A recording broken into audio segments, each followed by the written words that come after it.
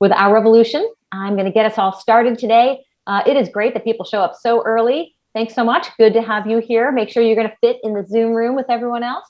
So for those of you joining on the phones, and if you are watching live on social media, please do transfer into the Zoom room.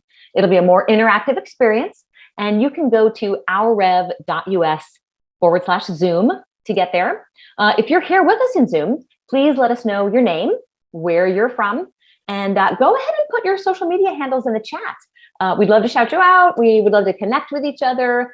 So I know that we have some folks already showing up. We want you to help us get the word out about this so you can share this broadcast on your own social media channels. Links are going to be dropped in the chat in just a few minutes. We have Mary Huck from Cleveland, Ohio. We've got some folks from Texas.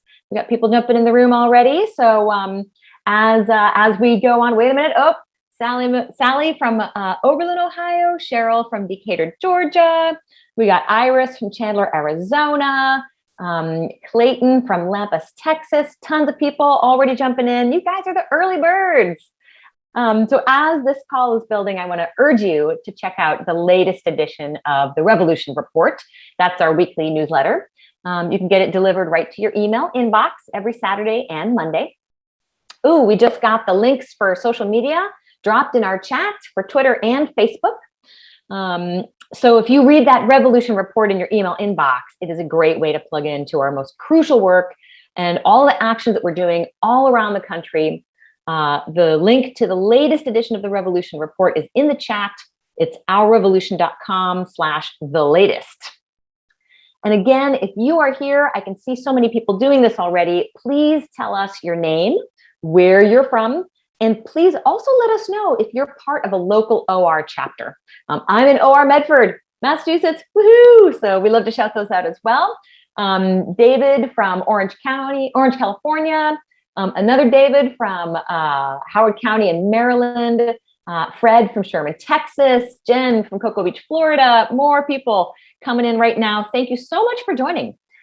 Before we get going, it is important that you remember that our revolution really is 100% funded by our members. That's me, that's you. We can't do it without funding. And over the past 5 years, we have really become America's leading grassroots funded political action organization. So together, all of us are fighting corporate power and working to deliver on progressive policy that will change the lives of thousands, if not millions of people. And if you're already a member, like I am, and you have your Our Revolution card, thank you so much. If you are not a member yet, now is the time to get involved. You can sign up to become a member right now by going to ourrev.us/2021member. If you're on the phone, you can just press *3 and an operator is going to take down your info. If you signed up to be a member, just tell us about it in the chat. We'd love to hear from you. And for everyone who just tuned in, this is our Organized to Win broadcast every Monday night. My name is Anna Callahan. And as we count down to 8:30, go ahead and put your name, where you're from, if you're part of a local chapter, put that in the chat. So that'll be, we'll all get to know each other. You can also put your social media handles in the chat if you want. Our guests tonight are organizers on the front lines of the progressive revolution, here to talk about the strategy and the hard work that led to the wins for progressive candidates and ballot measures in Tuesday's election.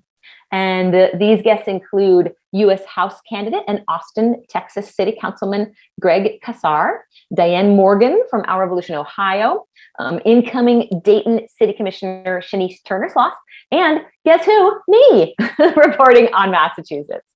We'll also have C.J. Boyd with the Fight for 15, and he is here to tell us about the passage of a living wage to Senator Kyrsten Sinema's hometown in Tucson, Arizona. So we are about to start tonight's show, and we are breaking down the latest news for the budget bill, the lessons and the wins from Tuesday's election. But first, let's do a couple of housekeeping items. If you have a question for our guests and you're on the phone, please press *3 and an operator can take that question down. If you're in the Zoom room, you can put your questions right in the Q&A. And we want everyone to be able to participate in our virtual community. So please hop on the Zoom call. If you're on the phones or if you're watching live on social media, you can always go to ourrev.us/Zoom. And with that, I believe it is 8:30. We are a very on-time group. So I'm going to go ahead and bring in Our Revolution's National Field Director, Mike Oles. Thanks, Anna. And I cannot wait to hear from you here in a little bit, because I heard a rumor that you guys won about 1,000 elections in Massachusetts on Tuesday night. So cannot wait to hear the inside story about the power everybody's building in Massachusetts with Our Revolution. So cannot wait to hear it in about a half hour. So everybody, welcome to Our Revolution's Monday Night Call. Good evening, Our Revolution Nation. My name is Mike Oles. I'm the field director of Our Revolution. I'm based here in Indianapolis, Indiana, and I will be your host for tonight's call. Our co-host, though, is going to be Kara Freibaum, Our Revolution's very talented digital coordinator. And tonight, we'll talk about the lessons from Tuesday's election and the next steps in the Build Back Better budget battle. That's 5 B's, Build Back Better budget battle, which is really a fight for jobs and against climate change. On election day, this past election day on Tuesday, I was in Minneapolis, where Our Revolution endorsed candidate Jeremiah Ellison, who was a champion of both police reform and anti-gentrification and rent control. He was in a very tough race. They came after him. But guess what? Our Revolution Nation stood strong. Jeremiah was reelected despite being challenged by some very big money. But before we go to election night and talk more about what happened on election day, let's go and talk about what's going on in Capitol Hill and the budget fight. Kara, over to you. Thanks, Mike. So super late last Friday night, the House passed the Bipartisan Infrastructure Framework, aka BIF, but the Congressional Progressive Caucus secured assurances from corporate Democrats like Rep. Josh Gottheimer to pass the Build Back Better budget bill by November 15th, 1 week from today. Kara, let's give some love and much appreciation to AOC, Cori Bush, Jamal Bowman, Ilhan Omar, Ayanna Pressley, and Rashida Tlaib. They held the line against enormous pressure and voted no on BIF to send a strong message that they're not playing around. I think everybody, I'm going to share a secret here, because I think everybody on this call knows that corporate Democrats cannot be trusted. And so what we got to do is that we got to ramp up our pressure on Congress and President Biden to deliver on his very own winning campaign promises, like universal preschool, paid family leave time, and to fight against climate change in real time. These are promises that President Biden made during his campaign. He won that election. Now we're fighting our own party to get this through Congress. It's a little outrageous, but that's what we're up to at Our Revolution. And Kara, take it away. Yeah, and Our Revolution and our allies have been pushing from the outside to get more of our priorities back in the bill, because they keep cutting them out, but we keep pushing back. Like 4 weeks of paid leave and some negotiated drug pricing, we got them back in. We also played a critical role in making sure the bill ends $86 billion worth of fossil fuel subsidies. This is critical. That's going to make a big dent and a big change. The budget framework still contains universal pre-K, investments in climate and housing, penalties for union busters, taxes for the wealthy and corporations, and other popular policies that were promised to us. Now we have a short window to get this much more inclusive Build Back Better budget bill, the 5 B's, over the line and take the fight to the Senate. Thank you, Kara. But let's go back and talk about Election Day 2021. And let's also talk about Election Day, because 1 year from tonight, right now, we'll be counting votes. Election Day 2022, the midterm elections, are 1 year from tonight. So polls will have just closed and made most of the big parts of the country 1 year from right now. This week, corporate Democrats in the media tried to blame progressives for their dumb and their ugly loss in the Virginia governor's race. Look, last time I checked, Terry McAuliffe was a multimillionaire corporate Democrat with little grassroots enthusiasm. and no real record of progressive change to stand on. Just another rich guy. But hey, our revolution and progressives tried to warn them that that wasn't going to work. And what the weird thing here is, but we know is the weird thing here is that the corporate wing of the Democratic Party keeps fighting against the policy their base and the general population want the most. So they keep fighting us in the Build Back Better budget bill, and they're fighting against the things that voters want the most. The Democratic voters want the most, and the general population wants the most. And if it was not for their obstruction of the budget bill, we could have been running on $3.5 trillion worth of direct improvement in people's lives. This is not that complicated. It's outrageous what corporate Democrats have done these last several months. And Democrats now, we've got to deliver big before 1 year from tonight. Kara, take it away.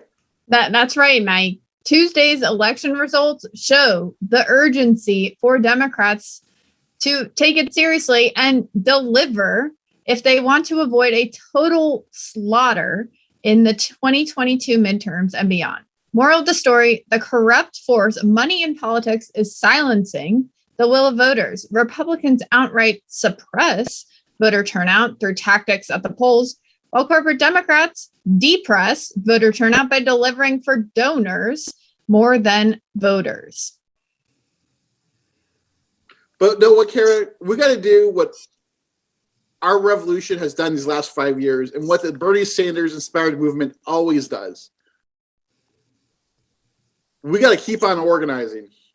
And some of us have been organizing a long time, right? But some of us since the 60s, some of us since the 70s, some of us since the 80s, right? I've been organizing really since the 90s. We got to keep on organizing. We cannot give up. And that is why our revolution, to me, is so exciting and so powerful. Our members power our revolution. We're grassroots funded, small donor funded. Every dollar goes as far as we can take it. And we're funded by grassroots supporters. So your monthly contribution, it makes all the difference. And we're at the end of the year membership drive. We want to get a couple thousand more members in the door before the end of the year so we can head into 2022 ready to kick some ass, excuse my French. So please, if you have not so far, please join our revolution as a monthly member. Your monthly donation goes a long way in helping us build this movement together. So if you're online, press *3. Press *3 if you're online, on the phone. If you're on the phone. And by the way, we have thousands of people who listen to this call on the phone every week. Press *3, become a member. If you're online, go to rrev.us/2021 member. And once you sign up, tell us about it in the chat. We want to give shout outs to all of our friends here in our revolution world. So Kara, let's go deeper on our huge wins last week. That's right. They were huge wins. And there were lots of good things that happened this past Tuesday. So elections keep showing that voters want change. They want solutions. And the Our Revolution policy vision is popular at the polls. Our Revolution candidates won by championing common sense, progressive policy platforms. So far this year, we have a 65% win rate, electing 146 new progressive champions and counting. And look, we had a 65% win rate. We were hoping for 100% win rate, right? But that's still a pretty good average. And we didn't win them all. And I want to give a shout out to India Walton and her team. It took corporate Democrats and Republican big money coming together to defeat her. And it's outrageous what she had to go through as the primary winner in Buffalo. So much love to India Walton and her team. But I also want to tell the national media, let's zoom out of Buffalo because that was a tough race. We got close. But let's look at some other big cities. You know, I think about the Buffalo Bills, NFL cities, right? These are big cities. So Cleveland's new mayor, Justin Bibb. Our Revolution Ohio was an early endorser of Justin Bibb, who, that was a crowded field.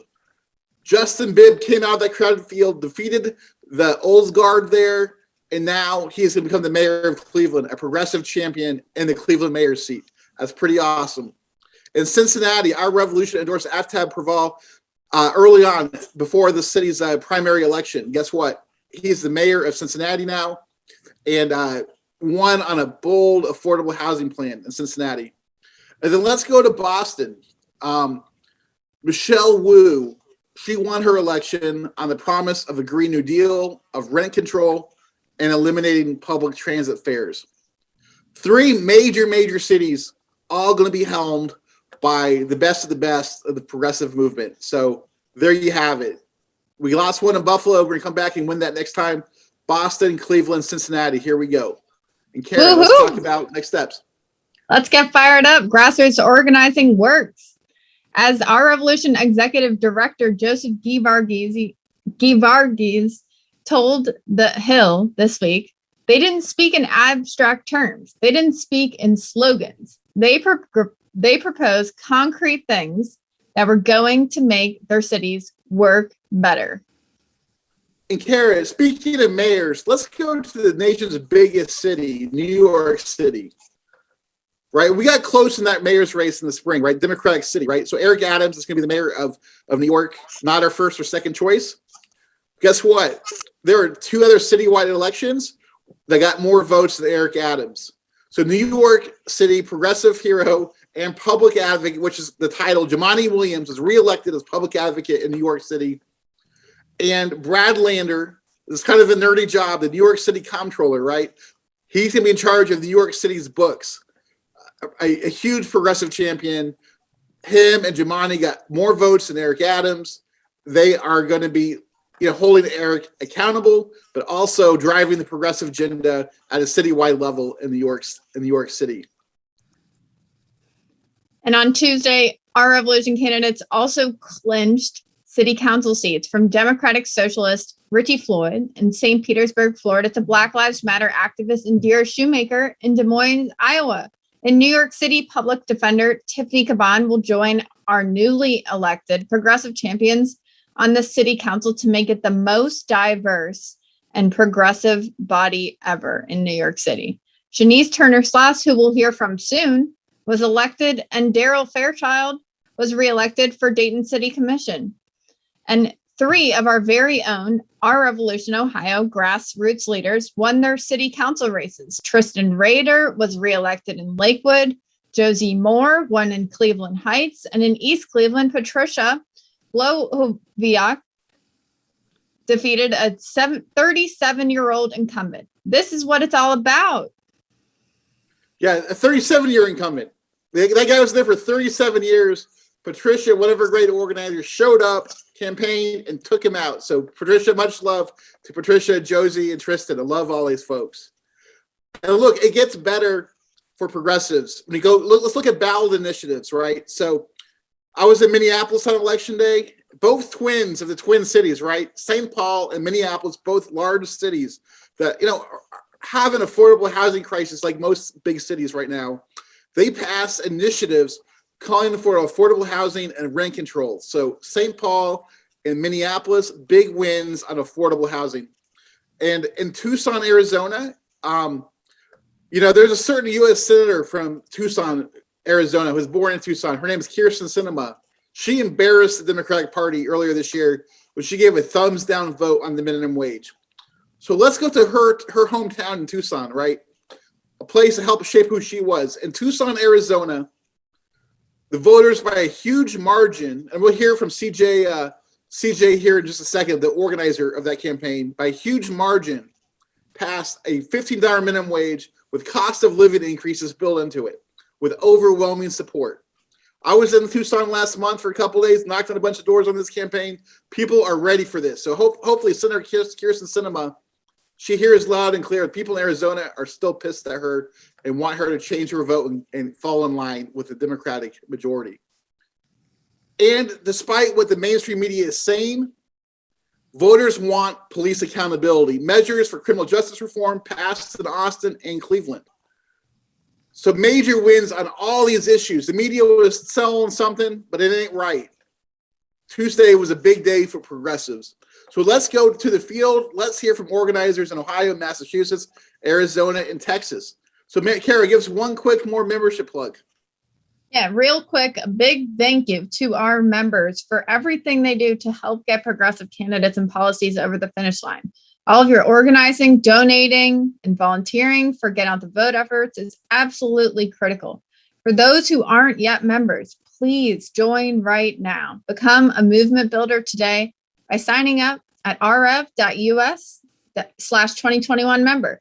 If you're joining us by phone, press *3 and an operator will take down your info. Once you sign up, tell us about it in the chat. And welcome to our revolution. Back to you, Mike. Okay, look, I'm sorry, we're running a little bit over time, but hey, we're going to get it going. First, let's welcome Austin, Texas City Council member Greg Casar. Greg is actually running for Congress, and hopefully 1 year from tonight, we'll be celebrating with Greg on his victory. But let's first talk about Election Day 2021. Greg, are you with us? I am. Hey, y'all. How's it going, our revolution? I'm doing great. Our revolution movement across the country is fired up that you're joining us. We have several hundred people on this call, a couple thousand listening, Greg. So, Greg, I've known about you for a long time because through mutual friends. But can you tell us a little bit about yourself and what just happened in Austin on Election Day? So I came from movement organizing. I started out in college organizing workers in the immigrants' rights movement to push Austin City Hall to actually live up to its values. Because even though at the time it was an all-Democratic city council, we saw that a lot of times Austin's policies were not putting their money where Austin's mouth was. And so I came out of that movement organizing world, ran for city council as a 24-year-old, and alongside a broad coalition of labor and environmentalists and the activist movement, won election and became the youngest person ever elected to the Austin City Council, with the promise and the idea of really trying to do what's right at the local level and to continue building the movement here in Texas. You guys just lost me on video because I'm standing in a parking lot and the spotlight just went out, but now I just moved over to another one. Really that was, how I got into office. And since then, we've really been trying to push the envelope on really doing what is right and what the community calls for, and to partner with organizers on the ground to show what's really possible.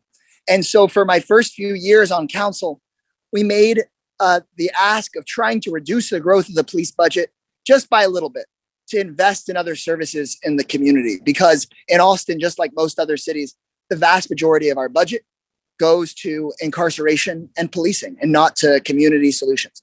But we could never quite get there. And then in the wake of the murder of George Floyd and Breonna Taylor, and here in Austin, the killing of Mike Ramos, there were, of course, millions of people marching across the country. And in most cities, nothing truly transformational passed. But here in Austin was one of the places where we decided to take the big step. And we reallocated tens of millions of dollars away from a broken police training system to reform that system, and towards things like a new family violence shelter, or housing people experiencing homelessness, or mental health first responders, so that we could get to 911 calls in a way that could help address safety in the community, but also make sure that everyone is safe from all forms of violence, including police violence. And so we made that kind of transformational shift and showed the rest of the country what it might look like to actually start making the kinds of changes people were marching in the streets demanding.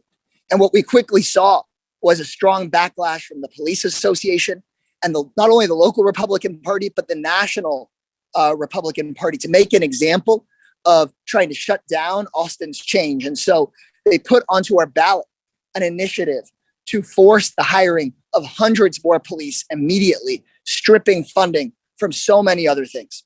And we actually mounted a really powerful campaign that linked our revolution and people from the Bernie Sanders campaign and DSA alongside traditional labor unions, alongside our firefighters and our medics, alongside environmentalists, alongside the entire Democratic Party and all of the components of the Democratic Party, our neighborhoods, and everybody linked arm in arm to say no. And despite being massively outspent, we were able to win more than 2-1, 69-31, we won in almost every single precinct in the city and said no, because we stood up for the actual results we delivered. That's part of what y'all were talking about earlier today, is in Austin, by that budget change, we delivered results. Austin is the biggest city in the country where if you call 911 today, you hear back, do you need fire, EMS, police, or mental health? And we could actually send mental health first responders to a 911 call. We have people who are experiencing family violence who have a bed tonight away from that violence because of that shift of funds that we made. We actually were able to deliver real new services in the community that the police association, the Republican Party were trying to take away. We were able to stand up to that and show people how change can actually look, and hopefully are modeling for the rest of the country that it shouldn't be so scary to demand change from the status quo. And Greg, hey, I saw a comment here that kind of made me laugh. The question is, in Austin, you're making us Seattleites look bad. Look, like Austin, Seattle, Minneapolis, these great cities that are growing, that are full of newcomers and oldcomers, right?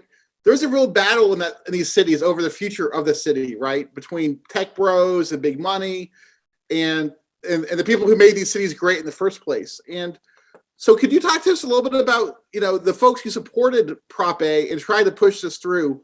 And really, what does that look like on the ground, overcoming the opposition of sort of the millionaire developers and the billionaire tech companies? And how do we respond as a movement, to try to keep our cities, as affordable as possible for as many people as possible?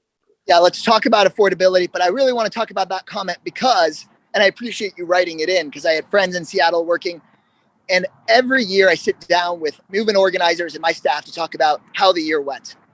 And usually I point to our biggest losses as some of the most important days, and sometimes in some ways, some of the best days, because that's what we can springboard back from.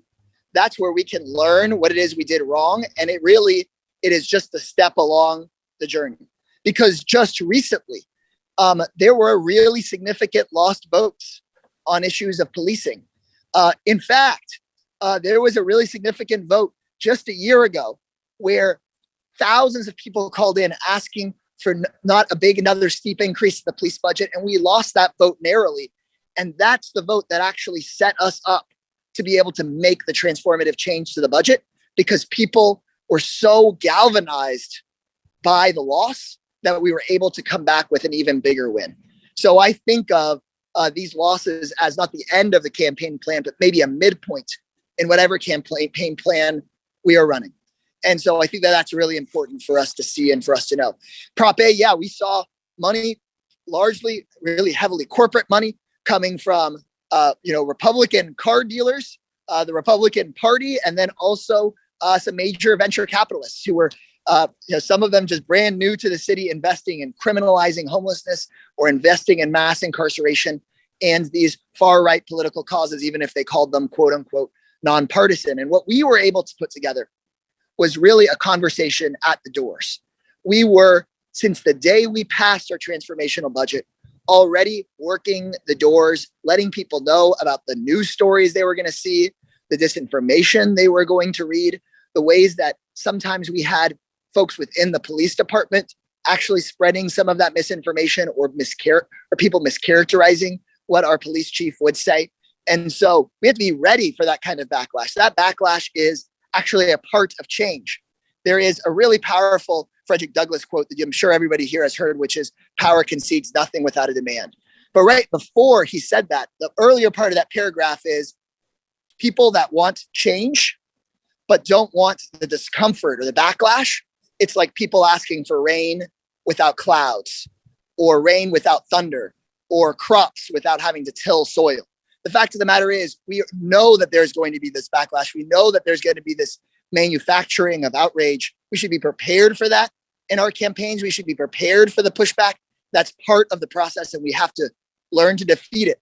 And in Austin, we showed we could defeat it by building a broad coalition across all forms of progressives, because everybody had something to lose. The police association was coming for the funding for parks. They were going to cut EMS stations. They were going to cut fire stations to fund their proposal. And we were able to build that broad coalition because we need to win on the electoral stage as well as in our neighborhoods.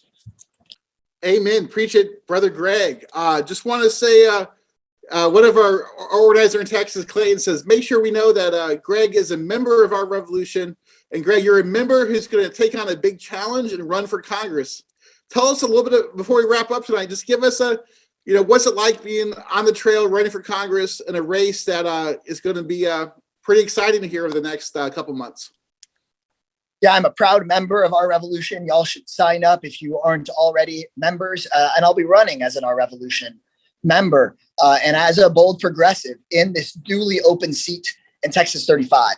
And so you can check out what I'm running on at casarforcongress.com. I dropped it there in the chat. But we're talking about Medicare for all. We're talking about good jobs. We're talking about making the transformational change that people need in a working class district that is overwhelmingly working folks and people of color. And I know that in an open seat, we'll be facing tons of corporate money and attacks.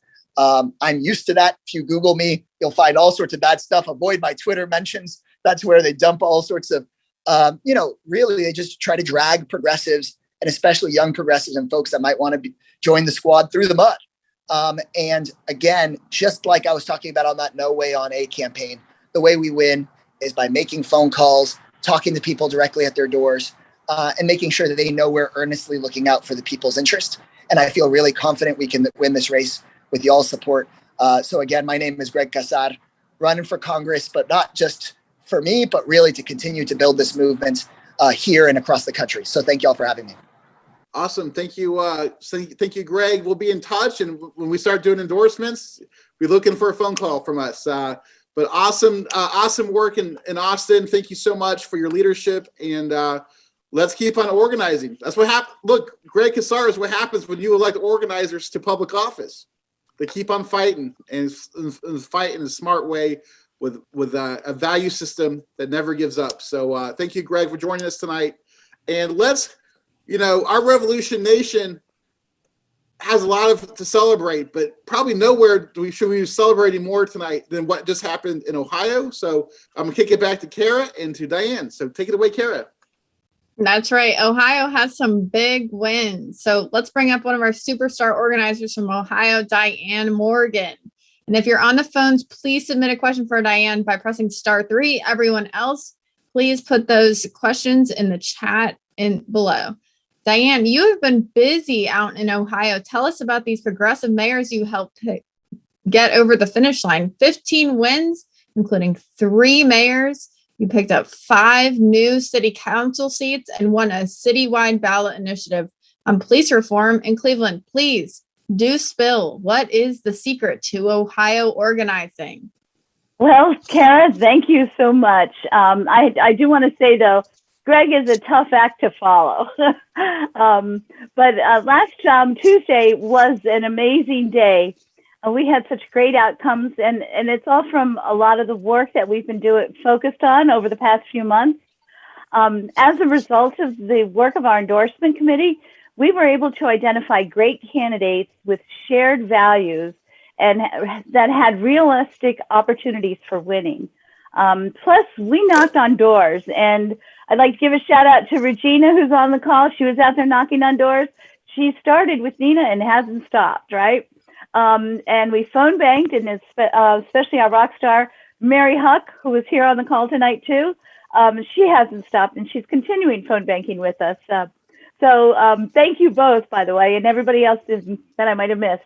But we're excited to have elected 3 progressive mayors, and they have a vision for a better, sustainable future, fighting climate change, reimagining policing, affordable housing, and participatory budgeting, which is an awesome way to bring people into the budgeting process.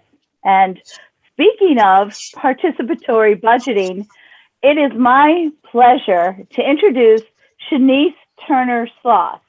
Now, Shanice is a true progressive champion, and we supported her in her March primary and all the way through the general election. She came out, was a top vote getter.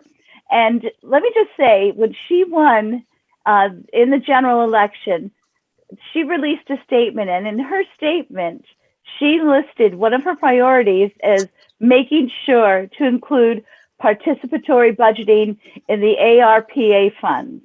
So thank you and welcome, Shanice. Thank you, Diane. Thank you for all of your leadership and the great work you're doing across the state of Ohio. It's a pleasure to be here. Hello to my ORA families. Good to be here. We're very excited.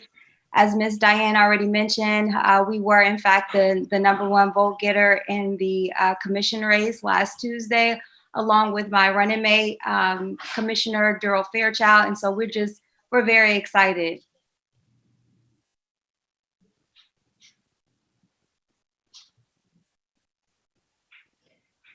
Well, also congratulations, Shanice. It's a huge win, and we're super excited to have you up there. Thank you.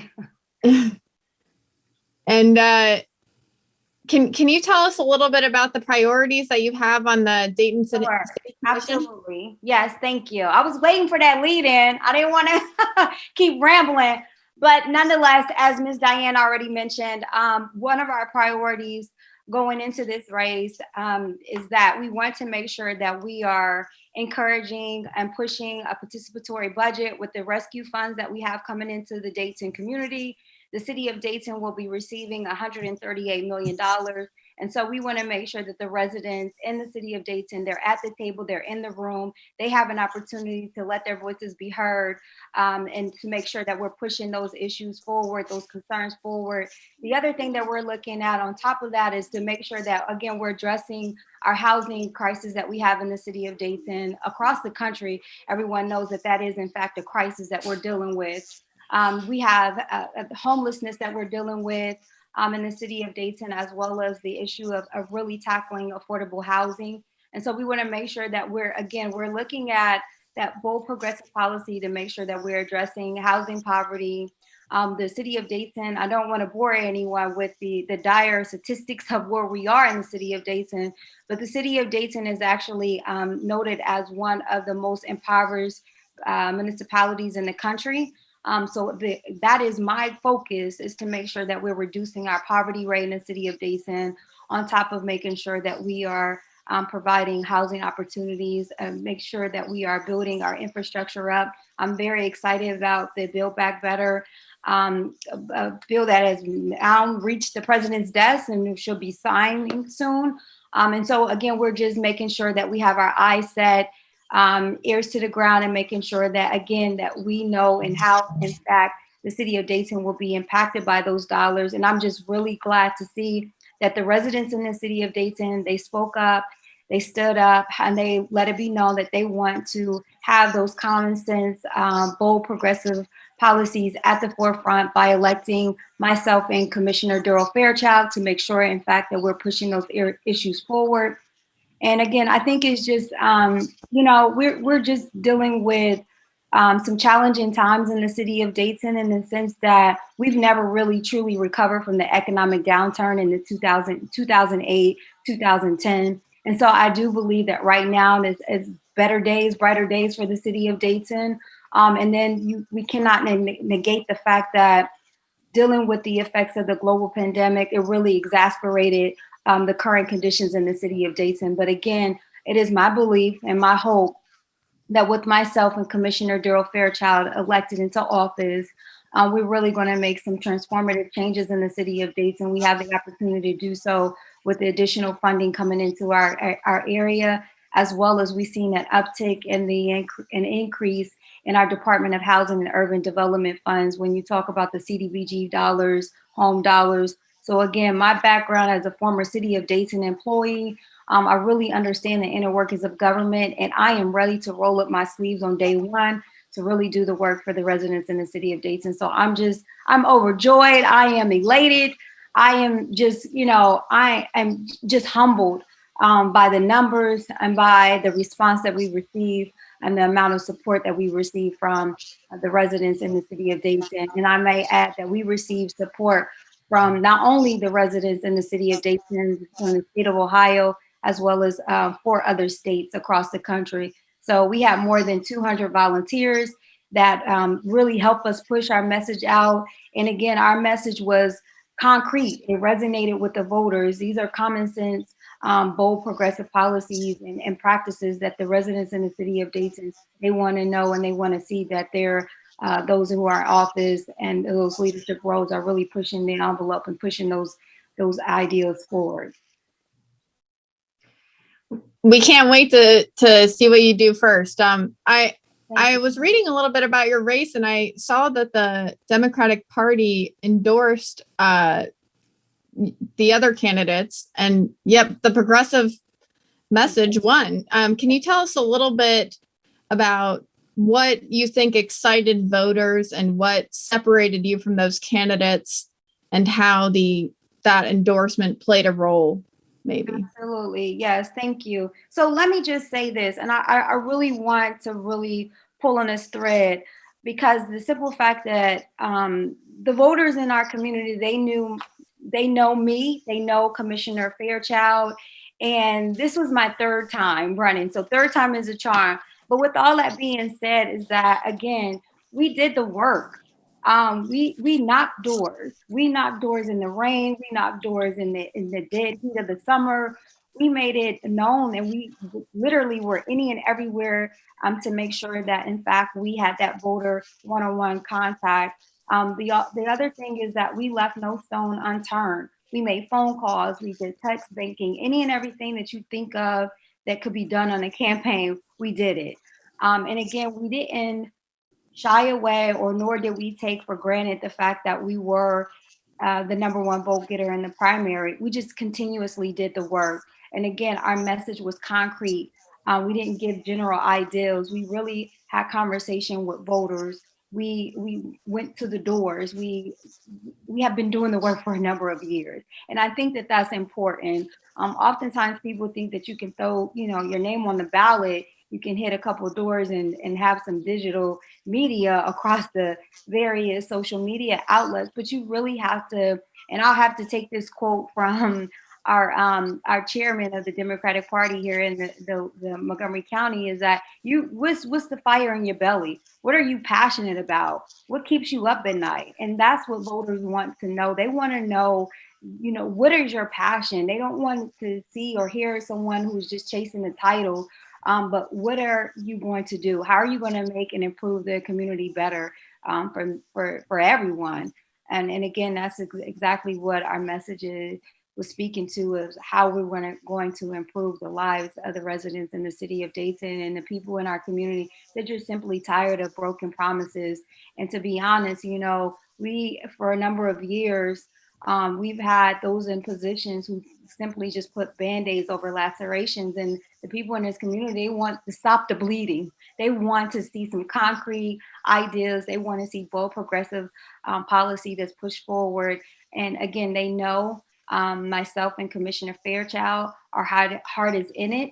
We've been doing the work for a number of years, and we're just really excited, and we're just, ready to do the work. And we just want to keep that momentum going into, the earlier guest mentioned, just building that coalition of folks. It doesn't stop with just the candidacy or the election of myself or Commissioner Fairchild, but how are we building that bench? How are we building that coalition of folks to get them ready for the next 4 years or for the next office? We got to make sure that we are building that bench and definitely passing on the best practices and really understanding some of those, those losses, and learning from those losses, and galvanizing and building so that we continue to build that progressive movement across the state of Ohio and across the country. Well, we are very excited to see you on the Dayton City Commission, and cannot wait to see what you do up there. No more Band-Aids. We are ready to organize. Yes. For bold solutions. There you go. Thank you. And I'm going to send it over to Mike to talk about some big wins in Massachusetts too. Hey, thanks, Kara, and thank you, Commissioner-elect Shanice. I cannot wait. I'm about 90 minutes from Dayton, so can't wait to work with you and our revolution in Dayton. Yeah. So let's go to another. So we have Ohio and Texas, really doing well, but Massachusetts. Could we get some praise for Massachusetts 45, right? 45 election wins. Is that right? 34 out of 49. 34, sorry, 34, still pretty darn good. So Anna Callahan is the Our Revolution Massachusetts organizer, a veteran organizer who's been organizing a long time, doing a lot of great work. Anna, tell us about Election Day across the great state of Massachusetts. Absolutely. So first, a long time means since Bernie. So I started organizing Bernie's 2016 campaign, never stopped. And here in Massachusetts, of course, Michelle Wu became the mayor of Boston. And if you read articles about her win, a lot of people talk about the fact that this was coalition building that she had done over many, many years, paying off in an election win. So these are really, a long process that she had of doing exactly what progressives need to be doing, which is building alliances with many different marginalized groups and building power among all of us who do not have power.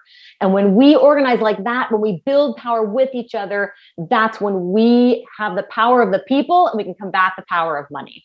So the other thing to talk about in Massachusetts, though, is that we ran 49 candidates in 6 different cities. Now, if you do the math, that's about 8 candidates per city. And we won 69% of those candidates. Now, I'm going to talk a little bit about kind of a model of organizing that we do here in Massachusetts. It's been really successful for us. We have some very strong chapters that are running a lot of candidates and winning. I happen to be in Medford, where we ran 8 candidates. We ran 9 candidates. We won 8 out of 9. We now have a majority on the city council. We have a majority on the school board. And that's kind of what's happening in cities around Massachusetts, when essentially what we do is, these OR groups tend to be very dedicated to getting majorities on their city councils and school committees. They put together a platform, so the OR chapter itself has a platform, and that is something that the candidates have to agree to. We run a lot of candidates from within our organizations, so we look inside of our organizations and with the coalitions that we worked with to put that platform together, and those are the people who are running. We, of course, you got to do a super strong door knocking campaign, so we have very dedicated canvassers, phone bankers. We're doing it for 6 months or more before the election. We'll get 20, 30 people at the canvases, as we get up to election day and get closer to get out the vote. So the candidates in those cities are all supporting each other as well. So they're not just running on their own. They're working together. They're supporting each other. And really, our organizations, the ones that do the best, are sort of building a brand, right? So in Medford, Our Revolution Medford, we knock on the doors and we say, have you heard of the 9 candidates that have been endorsed by Our Revolution Medford?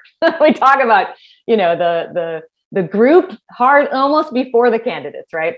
And then, what's amazing is that in Medford, at least, I know these candidates, they really get a ton of support at the city council meetings. So everybody kind of shows up on Zoom and we're all on Slack talking about what's happening. And then we provide them with support that they need in order to get these policies passed.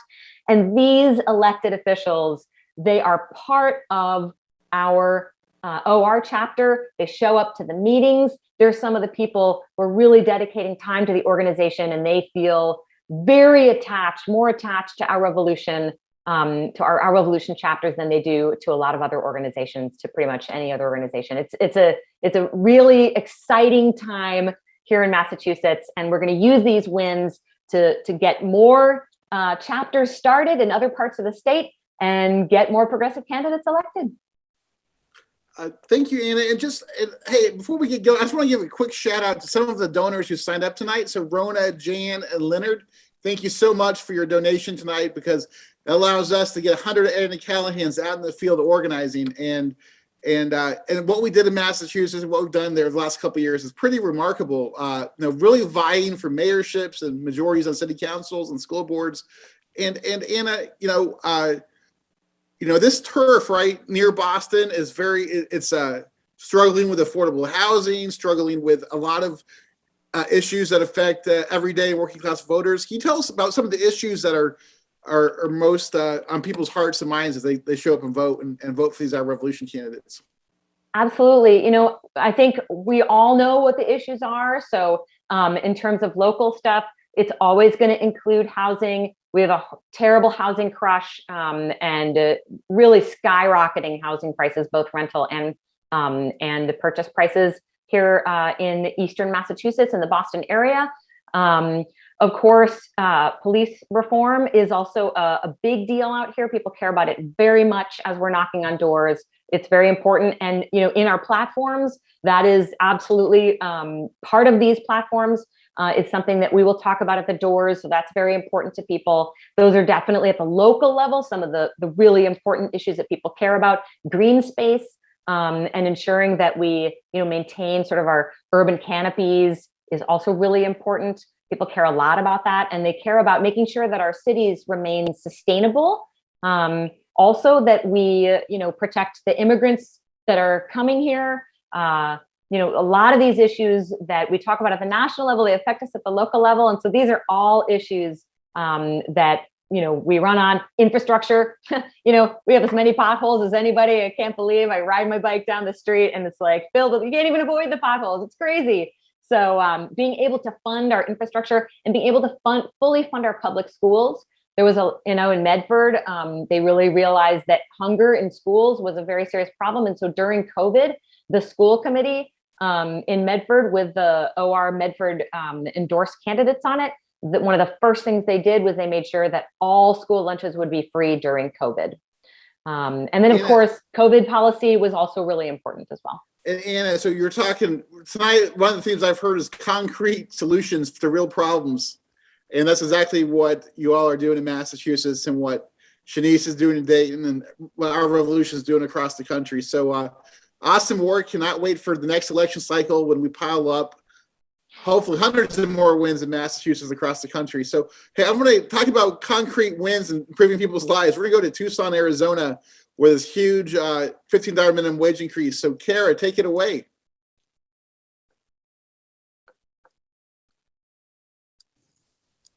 Sorry, I was on mute. But last but not least, we have CJ Boyd, campaign manager of Tucson Fight for 15, who helped deliver a ballot measure for a citywide $15 minimum wage in the hometown of Senator Kirsten Sinema on Tuesday, who we all remember Sinema's curtsy as she eagerly voted down a shot at the $15 minimum wage in the Senate last spring. CJ, how satisfying was it to bring home a $15 minimum wage right in Sinema's backyard on Tuesday? And what does this mean in the fight for 15? Well, thank you everybody for having me, Kara, Mike. Obviously it's fantastic. We were really pleased. Election night, it looked like we had about a 65% and to the 35 no's on our Prop 206.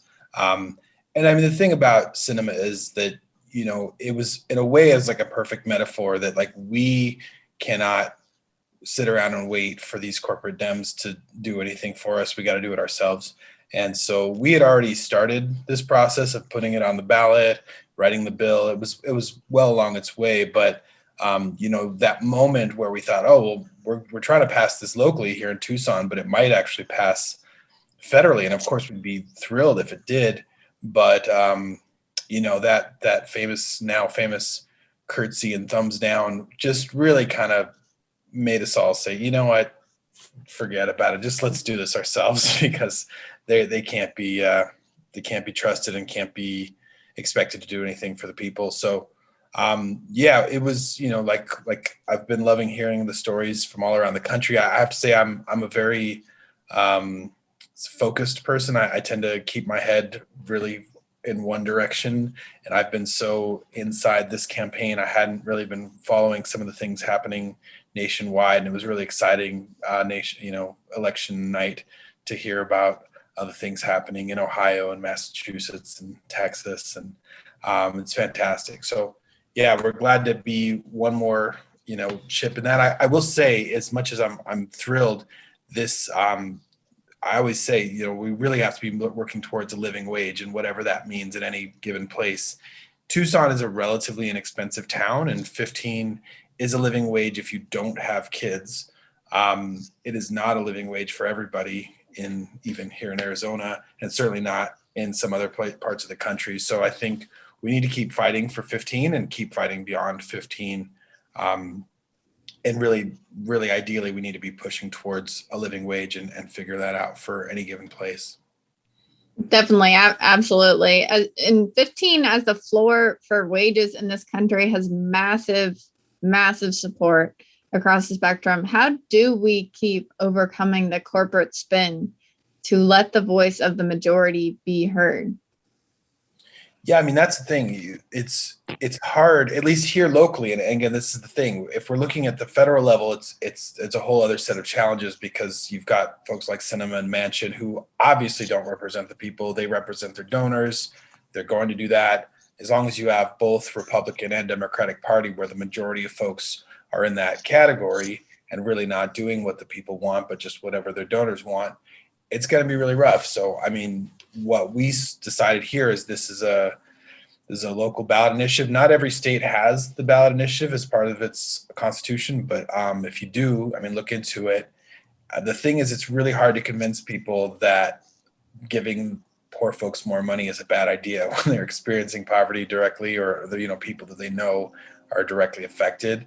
And so, we had opponents, just like in any campaign. There were people trying to say no, but they really didn't have a leg to stand on. They couldn't really say anything. They would say, oh, well, normally we'd agree with it, but it's not the right time because the pandemic. And all we have to say is, yeah, it's bad time for everyone, including employees, not just employers. I mean, everybody's having a rough time, and everybody needs a living wage, regardless of what else is happening. And they couldn't really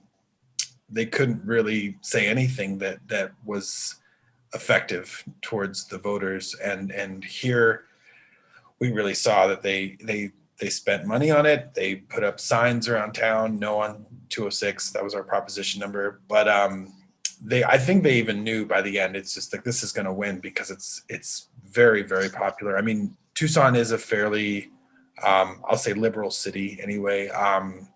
And this has become so mainstream within even the Democratic Party. There's wide support, not just, it's no longer a super, leftist idea to give a living wage. So we've seen that come into the mainstream. And I think Bernie has been a big part of that Bernie and folks that he's inspired in the last 3, 4, 5 years have really pushed this into the mainstream, so that it really wasn't us coming way from the left saying this. It's a very reasonable, very modest thing to say people should have enough money to just be able to afford to live and feed themselves.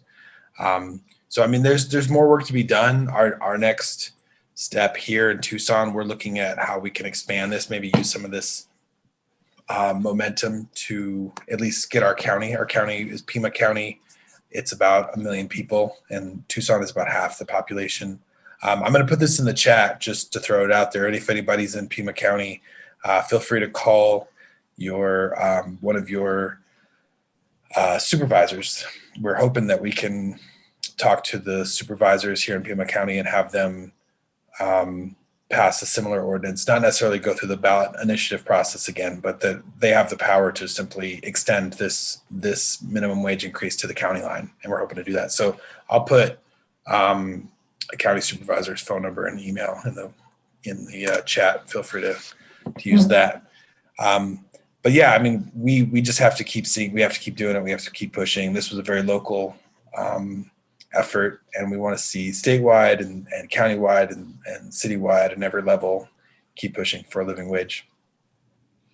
Yeah, thanks. And our members definitely want to get involved. So definitely put those links in the chat, and let us know if there's any ideas on how to expand this fight into their cities as well. Yeah, I'm happy to. I'll also put my email in here if folks have questions, if they're interested to see if they can do it locally. I'm happy to answer questions. I mean, states differ in terms of what the laws are, but we were the second city here in Arizona to do this. Flagstaff did it in 2016, and that was a big inspiration for us. And they took also the risk of doing it when it hadn't been done here to see if they could pull it off, because there's here in Arizona, there's always this, you know, and as in a lot of states where we're in a very, say, blue city, but it's a purple state, and it's right now the state legislature is dominated by the Republicans, and so there's always this question of if you do something progressive in your town, will the state try to undo it at the state level? And the state did try to do that with Flagstaff, and so we're lucky that they did that and persevered, and at the end was able to, you know, they were able to come out ahead and still maintain that, and they've now been at 15 since last year, and they're like theirs has a cost of living adjustment in it so that it goes up a little bit every year on top of that. Well, thanks for the insight, and we're so glad that you could stick it to cinema and pass a $15 minimum wage in our hometown. Exactly. Thumbs down to her. Mike, I'll pass it to you. Yep, awesome work, CJ. I got to know CJ a little bit when I was in Tucson last month, and just love the work of that campaign that CJ is organizing. So just an amazing group of organizers tonight on this call, and that's why our revolution is so special. We're connecting in a national conversation. We can zoom down to the very local level. We can zoom up to the Capitol Hill, and we can make a difference together at all levels. So just an awesome call tonight. And, you know, we had a couple donations come through new members. So thank you for that tonight. Again, one last chance tonight, become a member of our revolution, become a recurring donor. I'm seeing some questions like, hey, I'm already a recurring donor. Is that okay? Absolutely. You know, once you're recurring, you know, you're all good. Just keep on organizing, right? And thank you for your support. And yeah, one last chance tonight, become an Our Revolution member. Shout out to Leonard and Jana and everybody who joined tonight. Thank you again. ourrev.us/2021 member. Become a card carrying, dues paying member of our revolution. And then lastly, just, you know, we're building progressive community across the country. And next week, November 17th, you know, next week's gonna be a huge week for American democracy. Not only do you have the Build Back Better budget bill, the 5 Bs being voted on next week, hopefully, you know, if the people's fingers weren't crossed. We're also going to be out in the streets en masse fighting for voting rights. I can't believe it's already mid-November. We're already through the 2021 election cycle, and we haven't passed voting right reform. How insane is that, right? Like, why don't we have an end to gerrymandering? Why don't we have an end to big money in politics? It's because two senators we've talked a lot about over the last couple of weeks. This Wednesday, a week from Wednesday, November 17th, we're going to be gathering up in Washington, D.C. If you're in the area, if you want to come to town, please join us. It's going to be a mass action Wednesday, November 17th. We're going to meet at the Capitol Hilton in downtown D.C. at 9:30. I'll be there. Our whole team will be there. Let's make this a big show up day for our revolution and the progressive movement when it comes to voting rights. So coming up November 17th, join us there. Thank you for all your support tonight, everybody. I'm fired up, ready to go. Progressives are on the march. We're not defeated. We're united, and we're organizing, and we're going to change this country. So let's, we end our calls with our chant. When we organize, we win. When we organize, we win. When we organize, we win. We win. Absolutely. We'll see you next week. Keep on organizing. Good night, everybody.